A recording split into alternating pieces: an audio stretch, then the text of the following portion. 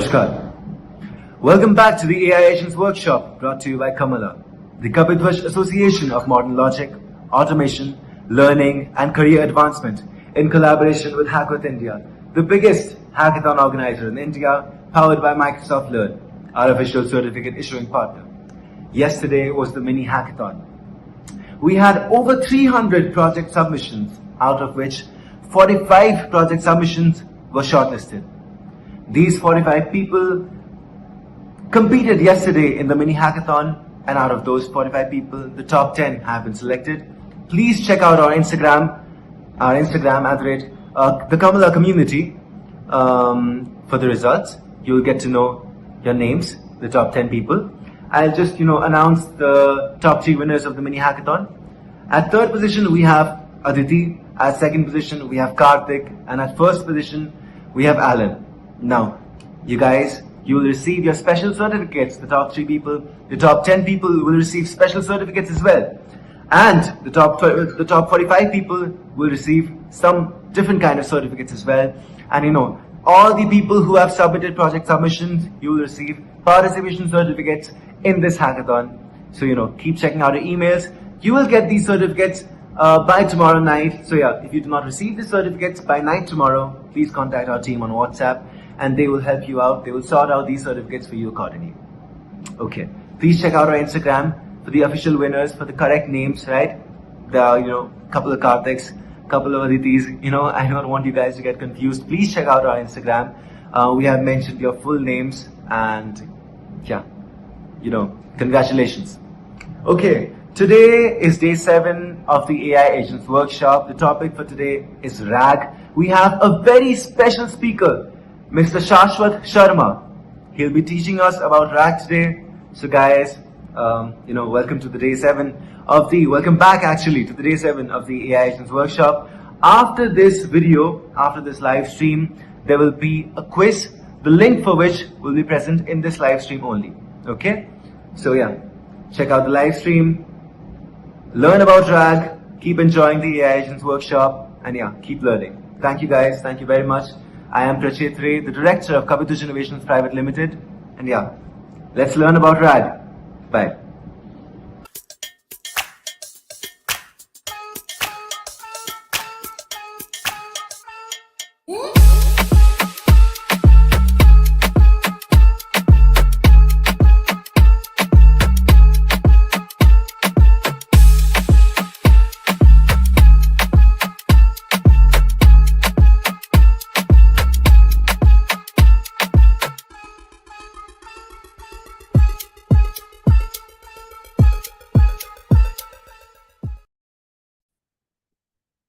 Hi everyone, welcome to AI Agents Workshop.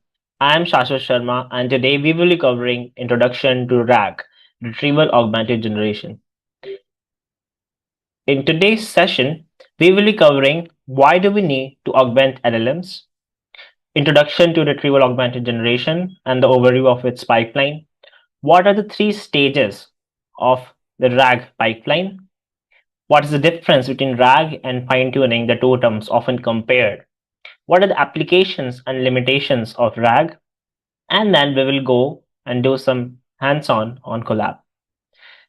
So before we move forward, the essential idea of today's session is to get you started with R.A.G, Retrieval Augmented Generation. Okay, so that even if, let's say, I'm assuming that you know only about LLMs, that hey, there's just an LLM which let's say I give it a query and it gives me an answer. You know only that much. We'll be starting there, and then we will be building that what is R.A.G, what is this term, why do we need R.A.G, okay, what we can do with it, how we can implement it. So let's start. So I will start with a question. Okay, before I go into hey, this is R.A.G, this is how it works, this is how you can implement it, I will ask you a question. And by the time this session will get over, I will make sure that if someone asks you this question again, you will be able to answer it without even, thinking for a second. So the question is, we know that LLMs have a cutoff date. cutoff date is, let's say, for example, the cutoff date of an LLM is October 2024. It means the data that was used to train that LLM was till October 2024. So if some event happened after that, let's say in January 2025, then the LLM will not know about it. Okay. So the question is, imagine asking for yesterday's news, but the model only knows what happened last year. What then? If I ask a query to a LLM, which it does not know answer of because it was not trained on that particular data, what it will do? Surprisingly, what LLMs do is hallucination in these cases. What is hallucination in these cases? It means that LLM will give you plausible and correct sounding information which can be incorrect or not factually correct totally. So from here, we come to the first objective of our session. That is, why do we need to augment LLMs? So there are primarily three reasons of it. First one is LLM knowledge gaps, which means that pre-trained LLMs have a fixed training data set. It means they have a cutoff date. After that cutoff date, they lack or they have no information.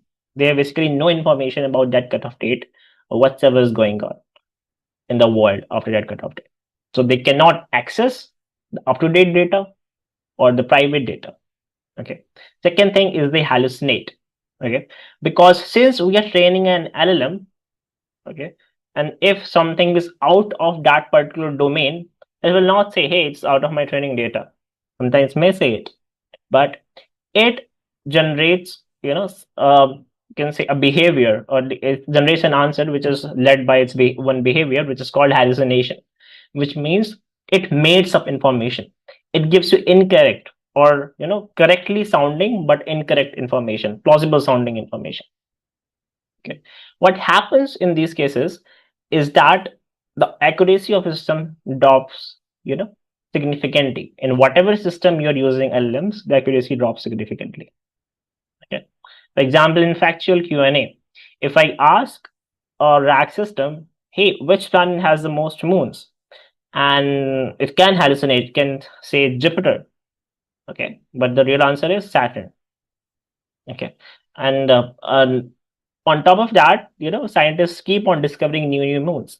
So if I ask, hey, how many moons Saturn has, and it quotes a particular number, but a moon was discovered after its cutoff date, and that will also be incorrect, right? So this is also hallucination. Third thing is need for external information.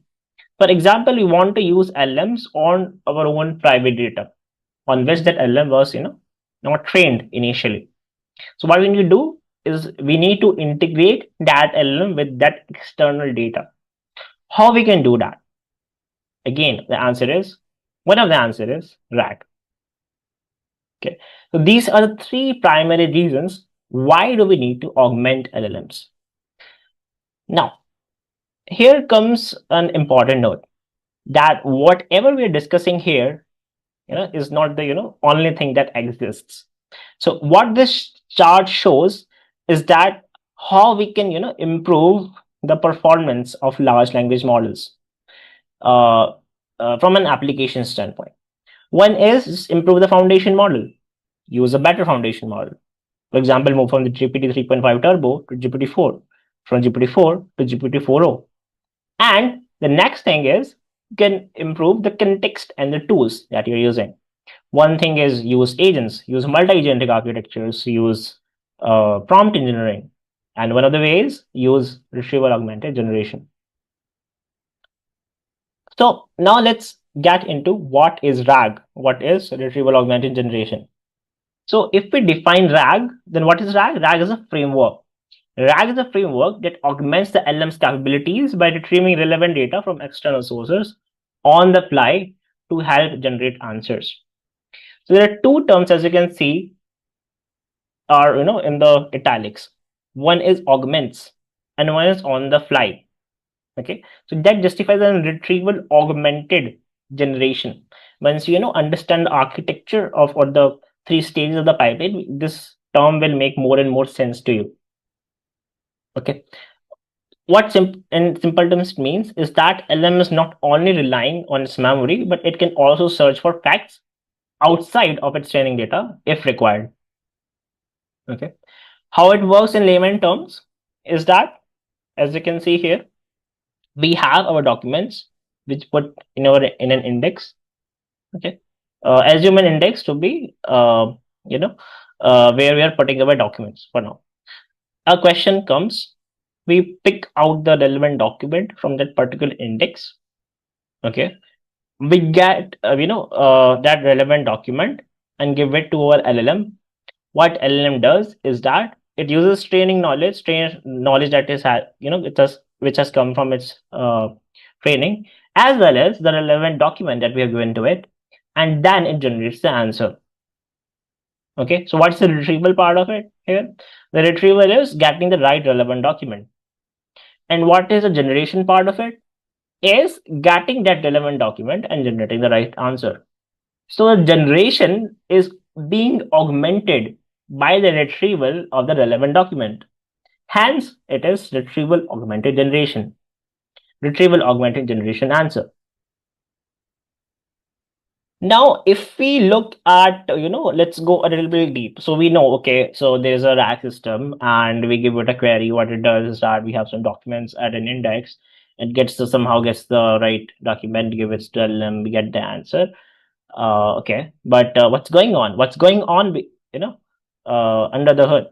So if we look at this particular image, we see what are the different steps involved in this particular pipeline.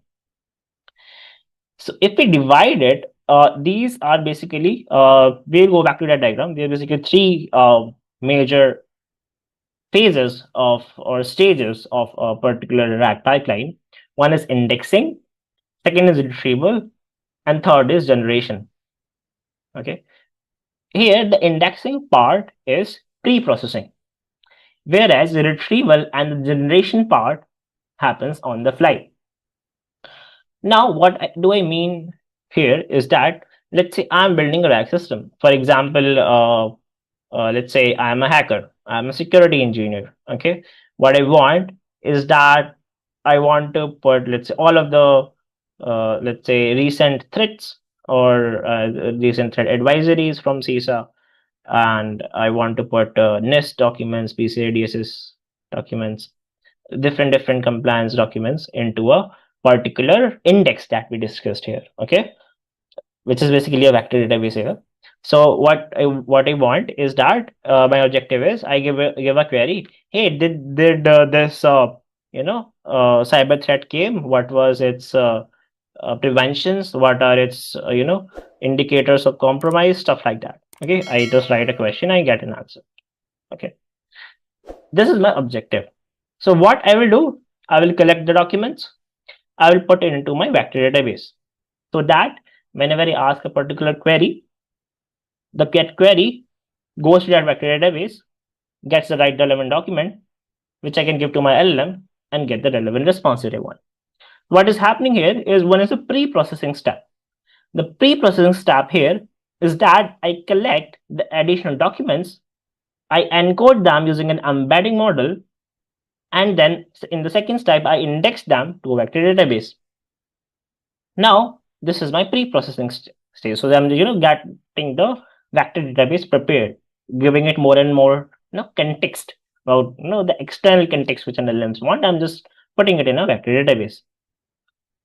What happens at the runtime is, or on the fly, is from step number 3. I get a query from the user, or let's say I type a query, I encode the same, and then I perform something known as similarity search. Similarity search is which document is most similar, aka relevant to this particular query. I get the similar, which are the relevant documents, and then I pass them to my LLM in step number 6 and get my response in step number 7. Do not worry if this sounds too much, because we will be breaking it down and looking at each of these blocks in detail as we move forward. But this is how it essentially works. Okay. So these, as we discussed, there are 3 stages of it. One is pre-processing and indexing, which is prepare the knowledge source for retrieval process and index documents into a searchable form. So you can say, hey, why I'm putting into vector database. Okay, we will learn about embeddings, but what vector database does is that it puts that additional context which you want the LM to access outside of its training knowledge into a searchable form, so that when we want to perform retrieval and then generation during the runtime or on the fly, it is possible in milliseconds, really. So in stage second, what happens is that for each of the user query, we find the most relevant piece of information or most similar documents from the index data in our vector database. We pick them and then we pass to a generation module. What the generation module does, it gets those top K contexts. It passes, it takes, not passes, takes the prompts and the top key context, and it generates the particular answer which we want of that particular query. Okay. So as we said, let's dive deeper into each of these stages so that we understand what exactly is going on into these stages. The first one is pre-processing and indexing the knowledge base. So what is a vector database here? The vector database here is the knowledge base which we want to prepare. Okay. So that whenever a user query comes on the fly, on the runtime, I get the right knowledge, which is the right document from my knowledge base. Then I give it to an LLM. Hey, this is a knowledge from my knowledge base. Now go use it and give me the right answer. So let's divide it again further into two parts. Chunking. Okay, so you have a 20 MB PDF file, for example, a very huge, we have a big PDF file. We have, let's say, zips of logs. Okay, we have PPTs, we have Excel files. How can I put into a vector database? I have a very, large amount of data, large volume of data. How can I put it to a vector database? So the answer is obviously we need to divide it into smaller pieces. And the act of dividing something big into smaller pieces is known as chunking. Chunking means, as you know, creating chunks of something. So dividing lengthy source texts such as research papers, technical reports, web pages into discrete, coherent segments, chunks that each fit within the model's maximum context length. This is also important. Okay. So you must be wondering, hey, Shashwat, why don't we pass the whole document to the LLM? Hey, go use it and give me the answer. So what happens is that LLMs have their own limitations. And one of those limitations is known as context window or context length, which is the amount of data or the amount of input that they can take at a given instance. So we need to make chunks such that they fit within the model's maximum context length. Then only you will be able to feed the LM to give you the right answer. So what's going on is that we are feeding the LM with the right answer from the external knowledge base. Okay. So if you, let's say, if we give something which it cannot take and reply back, then that's not usable. Okay. So chunks shall be within the model's maximum context length. Why we are chunking here? Okay, so context window constraints as we discussed, and improved retrieval granularity. The granularity point of view is that I am giving small chunks. If this thing is about this particular section of a PCI DSS, this section has these many subsections. I have chunks for them as well. Okay, so the better chunks I have, it improves the granularity of my system, so that I have very pinpointed, chunks, pinpointed information which I'm passing to my LLM. So because what was happening, if you see, as we discussed here, what was happening here is that we are passing similar documents, which is top K documents. Okay, so the top most relevant documents will be passed. So if the top most relevant documents will be granular, the more granular or the more fine your answer will be. Because what LM is doing is taking that context, and then on the basis of that context only it is giving you the answer. So the quality of your answer depends a lot on what chunks that you are taking from the vector database. Okay, which also affected by the granularity of the chunks which you are creating. Okay. Next thing is before we move ahead to embeddings and vector database, you must have heard me from the starting saying embedding, vector database, vector. So we will see what that is. But let's take a step back and see what are the common strategies. Although there are multiple strategies to do chunking as well, and as we already clarified in the beginning of this video, this will be just people who are just starting out their journey in artificial intelligence. They just know that there is something LLM which knows a lot of stuff. I give it a query and gives me an answer regarding that, and they are trying to dive deeper into the space of artificial intelligence and to the field of generative AI.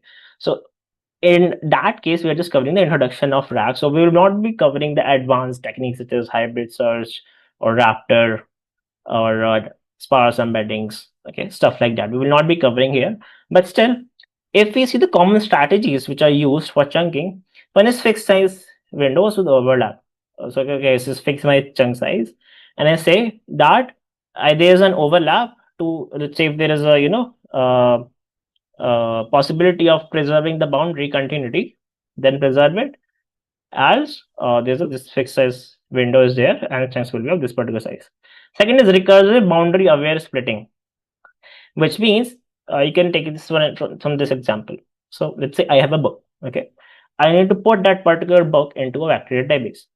So what recursive boundary aware splitting will do is that it will first identify the boundaries in that particular document. So what are the first line of boundaries in that particular document? That is the chapters. So I will divide that particular document to chapters. Then I will pick a particular chapter. I will divide it into sections. Once I have the sections, I will divide those into subsections and so on. So this is recursively. Okay, I'm picking something and dividing it further. Okay. Second is semantic segmentation. What semantic segmentation means is that compute sentence level embeddings, cluster semantically similar sentences, and merge into context-rich chunks that preserve topical coherence. What it simply means is that we group the sentences which are similar, which convey the same idea or the aspect or a particular same concept. We group them together and put them in the same chunk. Okay, these are three techniques that we use.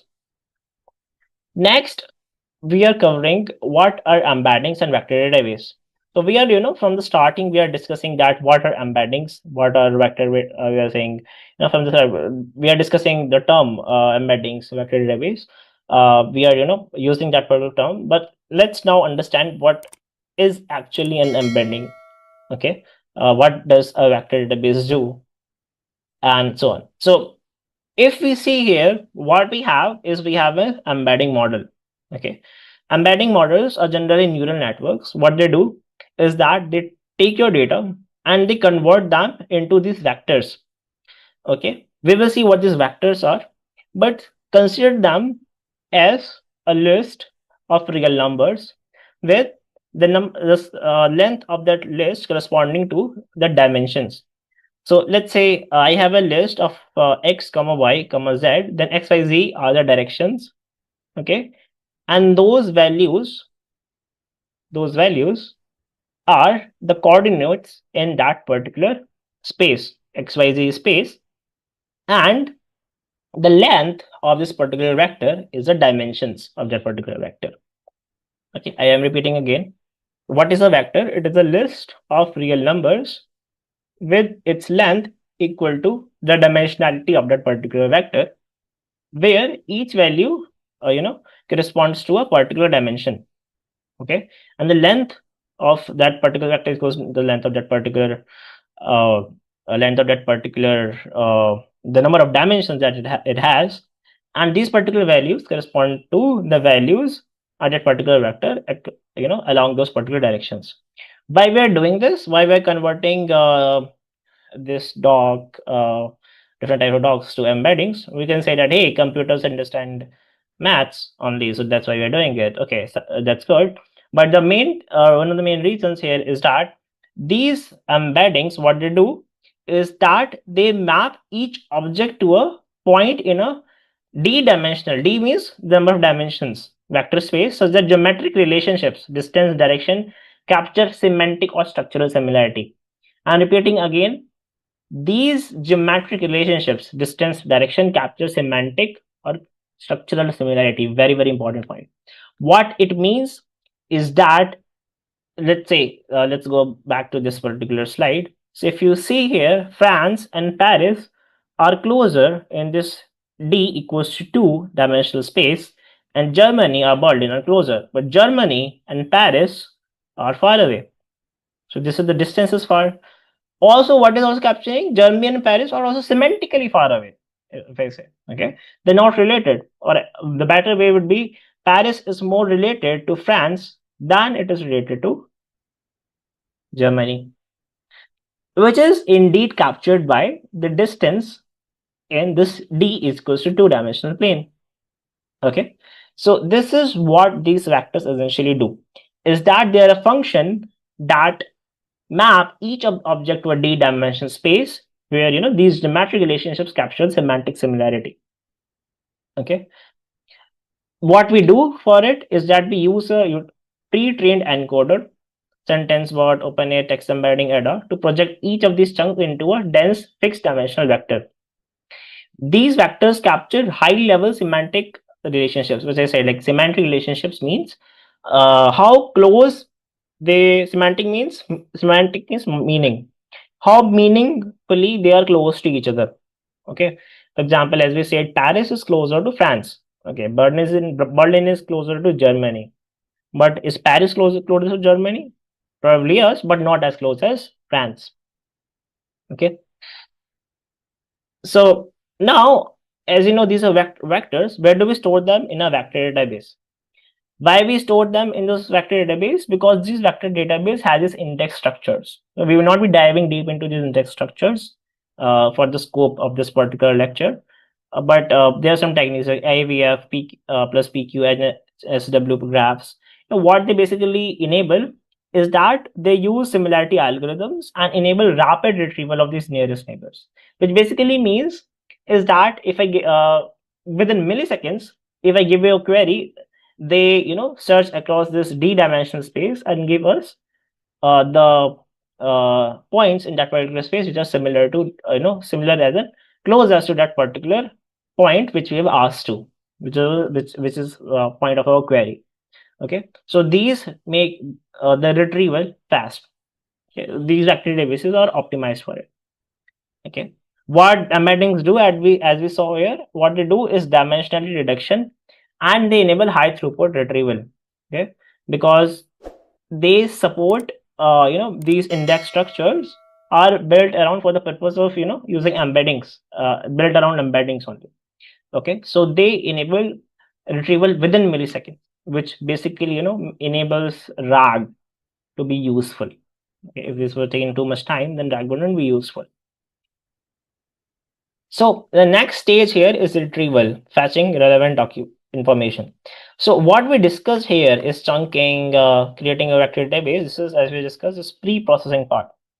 Okay, pre-processing means something which is not happening on the fly, which we prepare beforehand. Next here is retrieval, which is fetching relevant documents, which, as you can see here, what the agent is doing, it is taking the user query, going to vector store, getting the right document, and then answering the query. So what we do is that the point to be noted here, very important point, is that we use the same encoder, same transformer encoder that we used while creating these documents. Okay, then only it will work. So when we take a user query, we embed it, and then we apply nearest neighbor search, approximate near neighbor search, which can be cosine similarity, it can be dot product, okay, it can be KNN. We apply some similarities algorithm. We find the nearest documents or the chunks that we have in that vector database corresponding to that particular embedding. So we're comparing embedding to embedding, okay, embedding to embeddings. And then the result is when we comparing that embedding to embeddings, we get the k most semantically relevant embeddings which correspond to some text chunks that we have indexed earlier into a vector database. So we're getting what is going on here. So we are taking text chunks, converting them to embeddings, putting them to a vector database, waiting a query also, converting to embeddings, and then running similarity search, taking out the top K embeddings, and then the text chunks which correspond to that particular embedding, we take them as our top K chunks. What are these top K chunks? These top K chunks are the most relevant chunks to that particular user query, which are required to answer that particular user query. Okay. Now, stage three of it is generation or answer production. The first part of it is prompt augmentation. As I said, this part is fairly simple. What we do is that we have topic context, we add it into the context of our prompt, we pass in the user query. So this is the augmentation that we do to our earlier prompt. What was the earlier prompt? That hey, you are this is your responsibility. The system prompt is there, okay, and the user prompt. We augment it. How we're augmenting it? We simply put the top key context that we have taken from the vector database on the fly. Okay. Next, what we do is that we pass it to the LLM, and what LLM does is that based on the context, based on the system prompt, based on the user prompt, we also pass the schema as you will see in implementation to the output format. Based on it, it takes that particular input and then generates the answer in the whatever schema or the output format that we have provided. So if you see what all is going on here is that we have overcome the limitations of uh, LLMs. What can happen is that I can have a script which collects news from Google and chunks it, puts it into a vector database. And now if I ask the same old question which I asked you earlier here, okay, um, here. So imagine asking for yesterday news, but the model only knows what happened last year. What then? If your model is a large language model, it will say, I have no context what we're talking about. Okay. But if it is RAG, if it gets the context from the RAG, then it's still worthy. Okay. So it, it will be able to answer those questions because now it is able to access external knowledge. It is able to, get that external knowledge into its generation loop, and it is able to answer the queries which are, were traditionally outside of its training domain, can be because of temporal issues, which we discussed, can be because of the data is very niche, it is very private data, stuff like that. About RAG versus fine tuning. Okay, we will see this difference. So here, if we see the first difference which we see here is of the knowledge updates. What happens is that the RAG dynamically updates its information from external sources. Okay, like the use case that we discussed. Okay, we can have a cron which goes to the internet, collects the news, and puts into a vector database. But what happens in fine tuning is what fine tuning is essentially is it is a retraining process. So in order to keep the knowledge updated in fine tuning, we need to retrain it. Okay. Second is data integration. It means that for fine tuning, from a difference point of view, for fine tuning, we relatively require a much higher quality of data. But unstructured data formats, external data, RAG blends seamlessly with that. Third is hallucination reduction. So what happens is that in the training domain, because what happens when we do fine tuning, there's a domain in which we fine tune a particular element.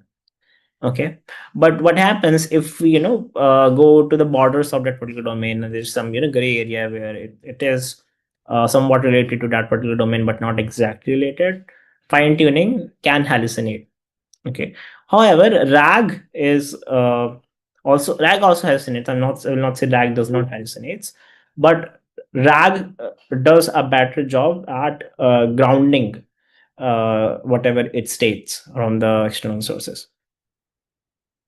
Second is customization. Okay, what happens is what RAG is essentially. So let's say I am a person, let's say I'm an LLM. Okay, what RAG does is that's like an open book exam. So here is the book. I am asking a question. Go find the answers, most relevant sections, and give me an answer. I'm not changing something intrinsically or behavior wise. But if let's say I want to change the writing style of an LLM, what fine tuning does, as I said, it is retraining. So it is changing the behavior or intrinsically changing the behavior of the LLM, or it's making more focused in a certain direction, or changing internally, intrinsically. So in that case, what happens is that the customization level which fine tuning provides is better than that of RAG. Second is interpretability. Obviously, fine tuning is not as interpretable as RAG. Latency. Now, in latency, let's say once you have fine tuned an LLM, it's almost real time. Well, RAG is also almost real time. There is greater latency with respect to, you are doing the retrieval and the generation both on the fly. Cost versus and resources. Okay, so in terms of cost and resources, for fine tuning, we require much higher compute is required for sure for fine tuning. But for RAG, not such an amount of compute, or tremendous amount of compute is required for retrieval augmented generation. Next comes the applications. So when we talk about the applications of LLMs, there's no limit to it. Like there are multiple of whatever domain you can think of. But I would like to highlight two here, and I would also like to think of yourself what can be a novel area or a novel use case in which you can apply it to. So first one is DSA, which is domain specific assistance. For example, I collect NIST, HIPAA, PCI DSS, the documents of all of these, you know, uh, all of these compliance standards, and then I make my own compliance assistant. You ask it a query and give you an answer. Second is customer support and documentation help. What happens? For example, you have your internal data for internal training data or internal documents on the basis of which you want your chatbot or your assistant to answer. Okay, RAG makes this possible. RAG, you can build your RAG on top of your internal database and documents that you have, and link it with your application. So what will happen is that whenever, as we saw here, right, what was happening here, what will happen is that chatbot will take the user query, and it will use RAG, get the contexts, and answer your query or the user query in a proper manner. Okay, so that is another use case of RAG. Next is limitations and best practices. Best practices we will see during the implementation are, the limitation is that, as I was explaining, retrieval quality is equals to answer quality, because what we are doing prompt augmentation.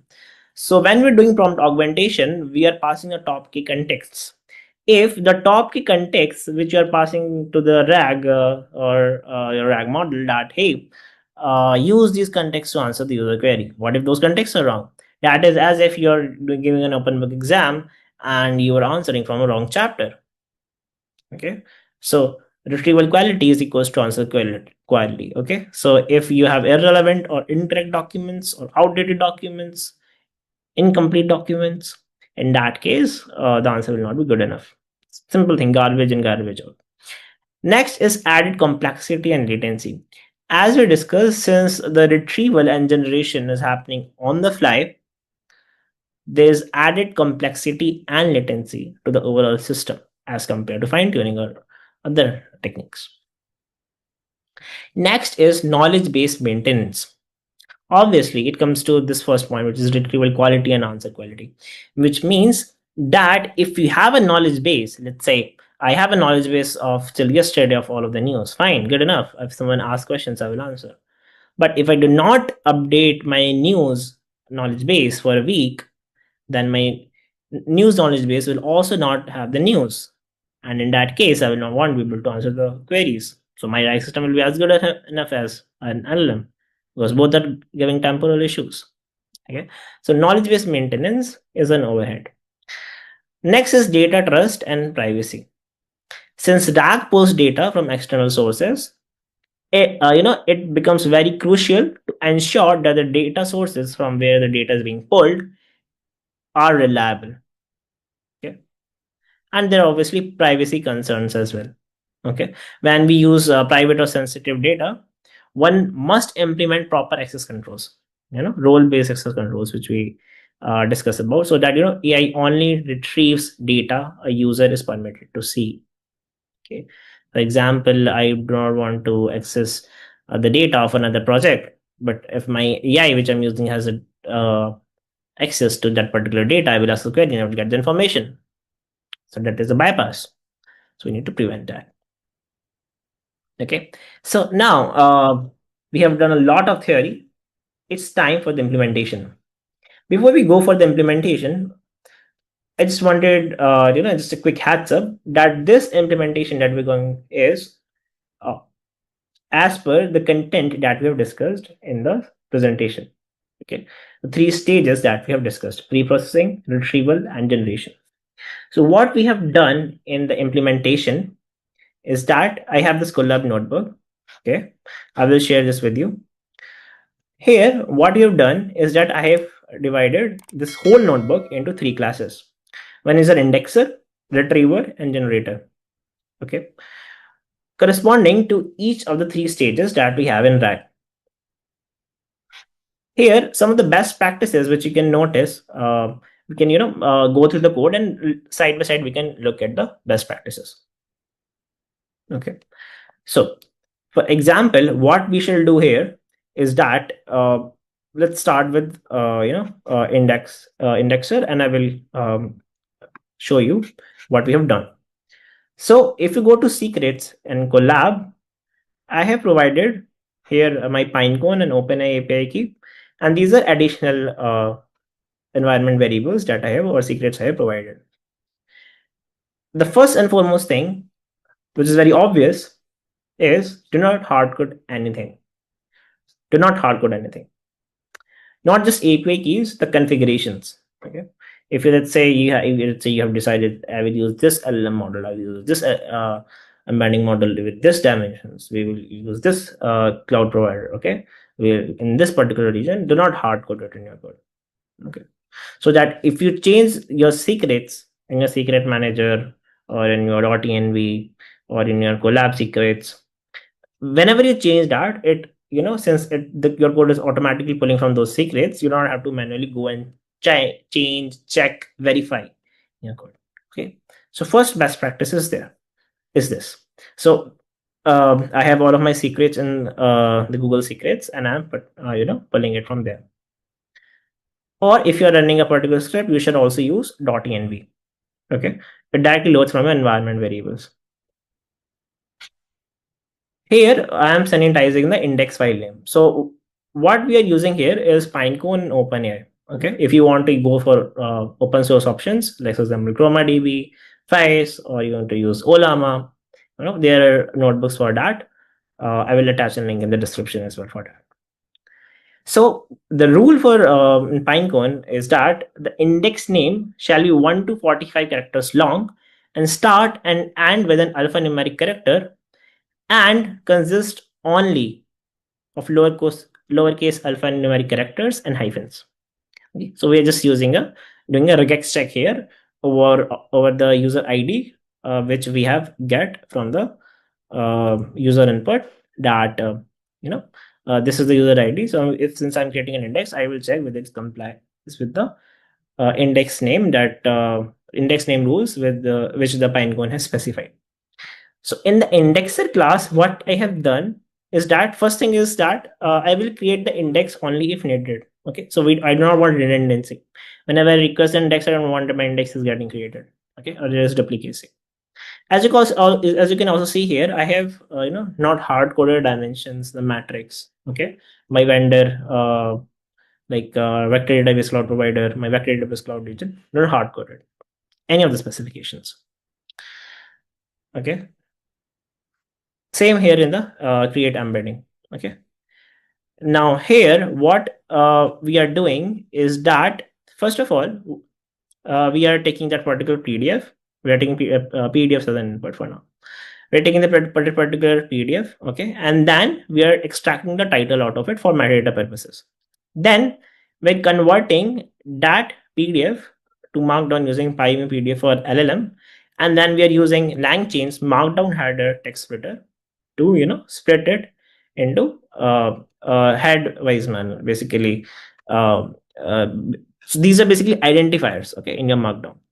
So when I'm using these identifiers to split your markdown, it gets chunked accordingly. Okay. So what we're doing here, I'm doing here in my chunk metadata, I'm passing my PDF ID, which I'm passing already, which I'm creating it from using UUID. Next is I have the PDF title, the page number, and the text. Page number is coming from this particular function in which I have defined this is a very simple code, okay, just for your understanding. So here what I have defined is that I have defined 4 regex patterns, which is generally used in PDFs, and then a fallback regex pattern if all of those fails. And then if because some PDFs can be there in which there are no page number, so we are also returning none if we are not able to find any page number using regular expressions. So now, since we have constructed our metadata and we have the embedding, okay, we set the batch size is equals to 100. Batch size means group, okay. How many, what are the number of vectors in a particular batch that we are inserting to a particular index? So that is a batch size. Okay, so this is the indexing process, which is the pre-processing process. Next comes your retriever class. What we do in the retriever class is that in the retrieve function we are getting the user ID, okay, because for this tutorial point of view, we assume that each user has their own index. We have the query, we have the list of PDF IDs which the user is asked that, hey, I want answer from these PDFs, okay. And then I have specified my top K. Top K, I have set it to a default value of 5. Okay. Here, what I'm doing is that, as you can see, as we discussed, query embedding. I'm using this create embedding function, this static method. I'm using it to generate the embedding of the user query which I have got. Okay, and I'm using here filter. So filter is a concept here to be noted. So if let's say any filter I want to, let's say I want these only PDFs to be mentioned, or these only PDFs not mentioned, stuff like that. So if I want specifications on the metadata which I have provided, specifications or filters on the metadata which I have provided during the indexing process, then I use these filters. Okay. For example, PDF ID and this PDF IDs, which is a list of PDF IDs which I have provided. Okay. And then what I'm doing here is that I'm returning a list of top K chunks which I have got. In the generator class, what I have defined is I have defined a pydantic class. So what pydantic does is that pydantic models are Python classes that inherit from base model and use type annotations to define a strict schema for your data. So what it is doing basically is that okay, so when I'm it is also good practice when I'm using or I'm prompting a particular LLM, what it will do on default is it will give me an answer in the form of a string. But what if I want to double check it, validate it, I want some true false sort of answer, okay, if I want some integer, or I want to validate what I'm getting from the LLM, and what I do is that I define these pydantic classes inheriting from base model. Okay, I define my schema, and then I pass it as the output schema to my LLM. So what LLM does is that the response is which it gives in this schema, which I can validate using pydantic.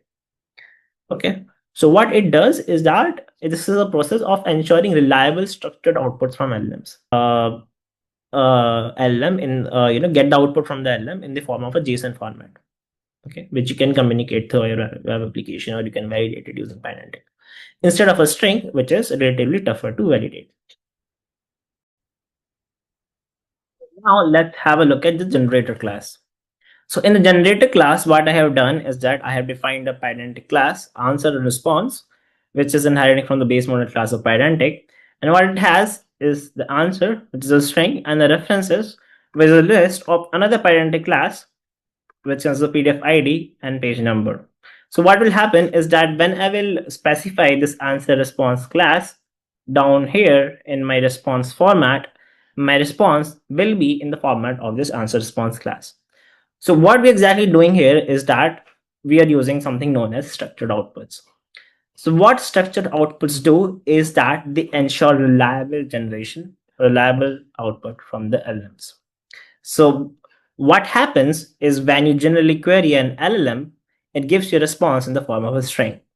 But let's say you want response in the form of a JSON or in the form of identic object, which you can check, you can validate, and it has some strict schema which it has to follow. Then in that case, we define a identity class and we pass it in the response format. And this process is known as structured output with LLMs. The rest of the things are mostly pretty standard. We are taking the topic context, passing it to the LLM, which are the blocks here. In the user prompt, we have the system prompt defined, and we are passing it to the beta endpoint, getting the completion, and then passing it and sending it back. So let's test it. So what I have already here is that I have a file, this reinforcement learning principles. This is a paper.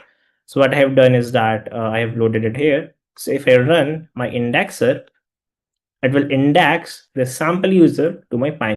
Okay, here, and I'm getting the PDF title. So these are chunks, and this is the similarity score.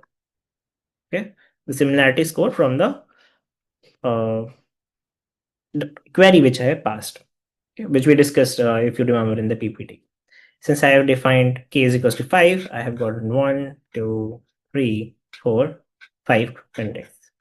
And finally, I have got my answer.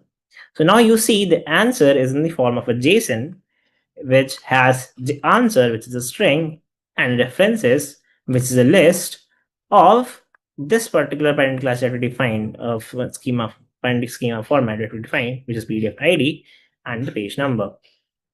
Okay, so you can reliably not just give an answer which is accurate, but support it with from which PDF and what page number you have got this particular answer.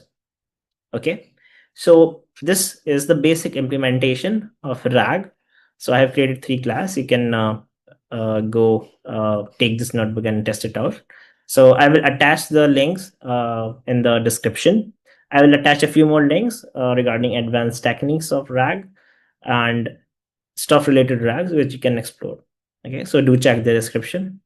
So this was it about our lecture on introduction to retrieval augmented generation in this AI agents workshop. Thank you for your patience, and let me know if you have any doubts. You can reach out to me here on my mail ID. Okay, and have a nice day and best of luck for learning RAG. Bye.